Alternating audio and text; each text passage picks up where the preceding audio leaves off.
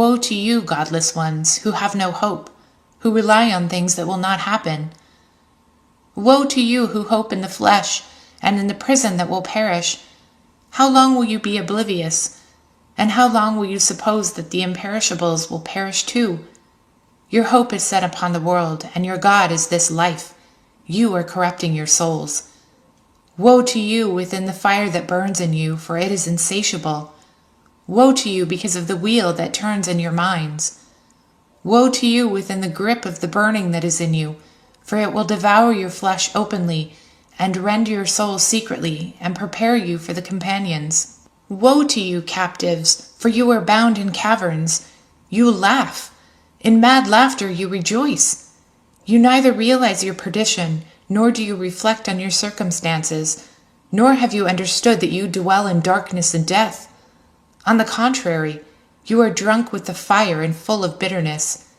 Your mind is deranged on account of the burning that is in you, and sweet to you are the poison and the blows of your enemies. And the darkness rose for you like the light, for you surrendered your freedom for servitude. You darkened your hearts and surrendered your thoughts to folly, and you filled your thoughts with the smoke of the fire that is in you. And your light has hidden in the cloud of, text missing, and the garment that is put upon you. You, as you were seized by the hope that does not exist. And in whom is it that you have believed? You baptized your souls in the water of darkness. You walked by your own whims. Woe to you who dwell in error, heedless that the light of the sun which judges and looks down upon the all will circle around all things so as to enslave the enemies. You do not even notice the moon, how by night and day it looks down, looking at the bodies of your slaughter. Woe to you who love intimacy with womankind and polluted intercourse with them. Woe to you in the grip of the powers of your body, for they will afflict you. Woe to you in the grip of the forces of the evil demons. Woe to you who beguile your limbs with fire.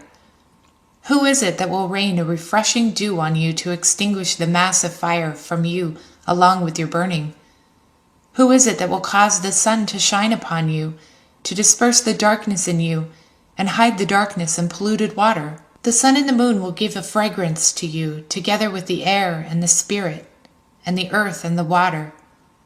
For if the sun does not shine upon these bodies, they will wither and perish just like weeds or grass.